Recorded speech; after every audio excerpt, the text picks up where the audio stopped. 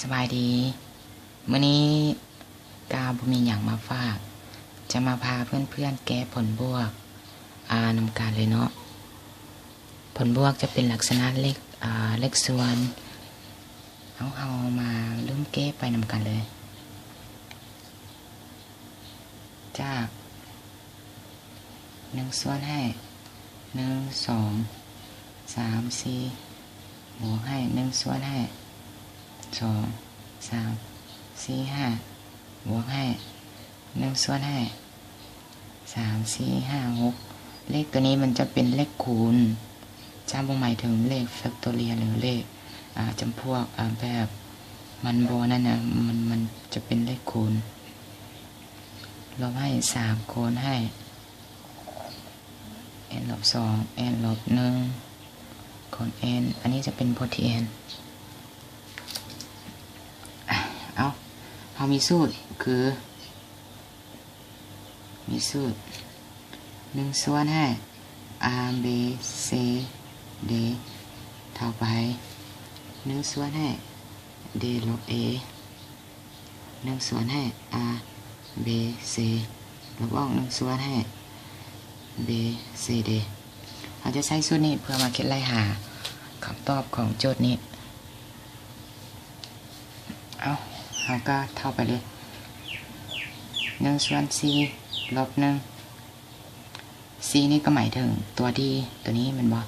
แล้วก็1จะหมายถึงตัว a ฉะนั้นเราจะเทียบใส่แต่ละพจน์ของบทเลขแล้วต่อไปก็คือ1ส่วน1 2 3แล้วก็1ส่วนให้2 3 4ต่อไป1ส่วน5ลบ2คูณไป1ส่วน2 3 4ลบออก1ส่วน3 4 5บวกต่อไป1ส่วนให้6ลบ3คูณให้1ส่วน3 4 5ลบออก1ส่วน4 5 6บวกต่อ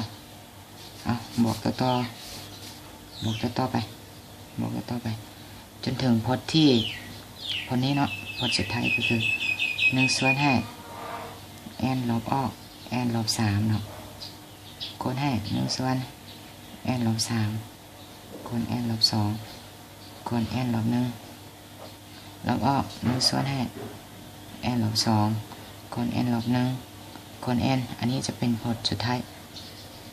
เราจะสังเกตเห็นว่าตัวทั้งหน้าของแต่ละพจน์มันจะออกมาเป็น1ส่วน3ฉะนั้นเราแยก1ส่วน3มันเป็นส่วนคูณจะได้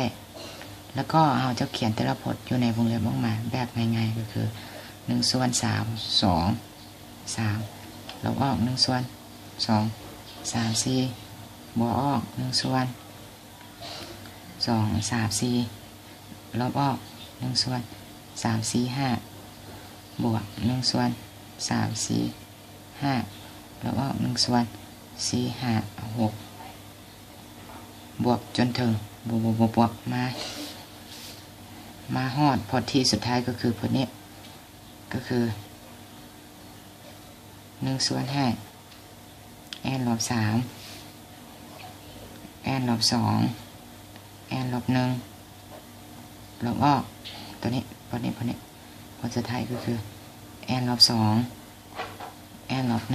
1ก่อน n อันนี้ก็คือตัวที่เราจะเขียนออกมาอยู่ในวงเล็บ